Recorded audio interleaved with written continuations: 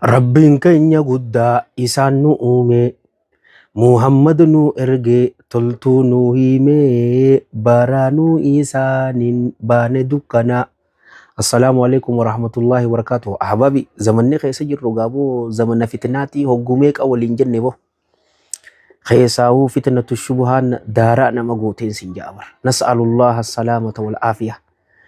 Nama beekamsiisuu hin qabne cufaatu harkuma keenyaan beekamsiisneetiti unnooti waanuma nutuu waliin jennu qabu.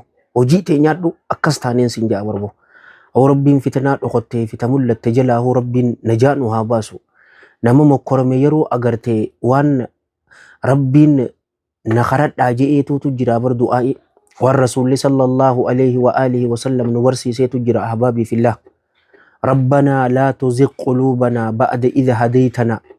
ربنا لا تزغ قلوبنا بعد إذا هديتنا جيلا يا ربي خينا إيغنوك أجلتي ننجلسين وهب لنا من لدنك رحمة وفما برا سما برا قتي رحمة يا ربي خينا نوخن إنك أنت الوهاب سما أكان وخنما خنو جنيتي إساقت أجوك أبنا تان أمو رسول ربي صلى الله عليه وآله وسلم حديثني إساء سلسلة الصحيحة قيس جرى أبي هريرة رضي الله عنه من رأى مبتلا جي رسول صلى الله عليه وآله وسلم نمني نمو مقرمي أغري مسكين من تهو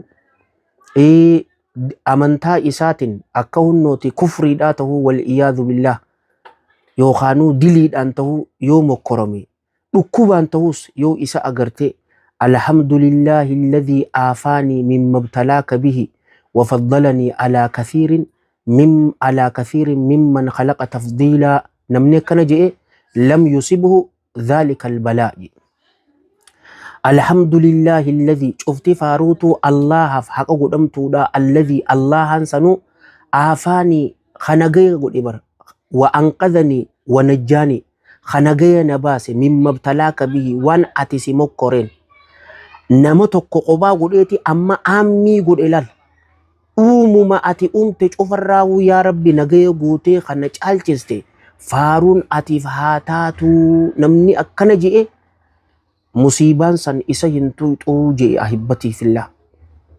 Fitnaadhaaf labbaa hin galina gorsa lubbuu teessan dura lubbuu tiyyaaf ta'e ahibbatii fillah.